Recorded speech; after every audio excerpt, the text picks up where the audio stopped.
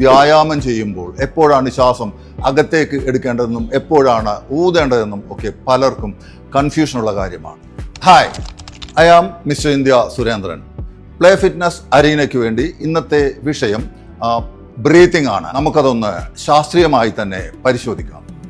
മെറ്റബോളിസവുമായി ബന്ധപ്പെട്ടതും നമ്മുടെ മസ്തിഷ്കം സ്വയം നിയന്ത്രിക്കുന്നതുമായ ഒരു പ്രവർത്തനമാണ് ശ്വാസോച്ഛ്വാസം. ഉദാഹരണത്തിന് നാം നടക്കുമ്പോഴും ഓടുമ്പോഴും അല്ലെങ്കിൽ കൂടുതൽ വേഗതയിൽ ഓടുമ്പോഴും ഇങ്ങനെയുള്ള ഓരോ ഘട്ടങ്ങളിലും നമ്മുടെ ശ്വാസഗതി വ്യത്യസ്തമായിക്കൊണ്ടിരിക്കും.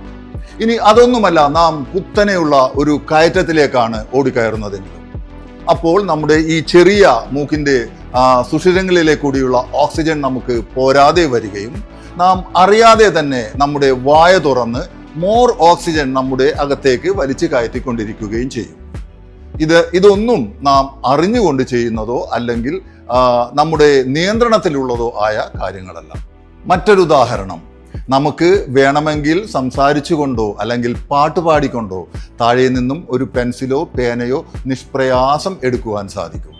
എന്നാൽ നമുക്ക് എടുക്കേണ്ടത് ഒരു ചാക്ക് സിമൻ്റ് ആണെങ്കിലോ തീർച്ചയായും അത് നമുക്ക് അങ്ങനെ എടുക്കുവാൻ സാധിക്കുകയില്ല. ആ ഭാരം ഉയർത്തുന്നതിന് മുൻപ് ആ ഭാരം മുകളിലേക്ക് ഉയരുവാൻ ആവശ്യമായ അത്രയും ഓക്സിജൻ നാം അകത്തേക്ക് വലിച്ച് കയറ്റിയിരിക്കും. പെനാൾട്ടി കിക്ക് എടുക്കുന്നതിന് മുൻപ് റൊണാൾഡോയും മറ്റും പലതവണ ശക്തിയായി ശ്വാസം അകത്തേക്ക് വലിച്ചു കയറ്റുന്നത് ആരെങ്കിലും പറഞ്ഞിട്ടോ അല്ലെങ്കിൽ ഓർത്തിട്ടോ ചെയ്യുന്നതല്ല. അത് അങ്ങനെ മാത്രമേ ചെയ്യാൻ കഴിയൂ. അതുകൊണ്ട് നമുക്ക് മനഃപൂർവ്വം പോലും തെറ്റിക്കാൻ കഴിയാത്തതിനെ ശരിയാക്കുവാൻ വേണ്ടി നാം എന്തിന് സമയം കളയണം? ആ നേരത്ത് നിങ്ങളുടെ ലോഡും പൊസിഷനും എക്സസൈസ് ചെയ്യുന്ന മോഷനും ഒക്കെ കറക്റ്റ് ചെയ്യുക. ശ്വാസത്തിൻ്റെ കാര്യം മറന്നേക്കുക. എപ്പോൾ വലിക്കണം, എപ്പോൾ ഊതണം, അല്ലെങ്കിൽ എപ്പോൾ ഹോൾഡ് ചെയ്യണം, അതൊക്കെ തന്നെ നിങ്ങളുടെ മസ്തിഷ്കം സ്വയം ചെയ്തുകൊള്ളും.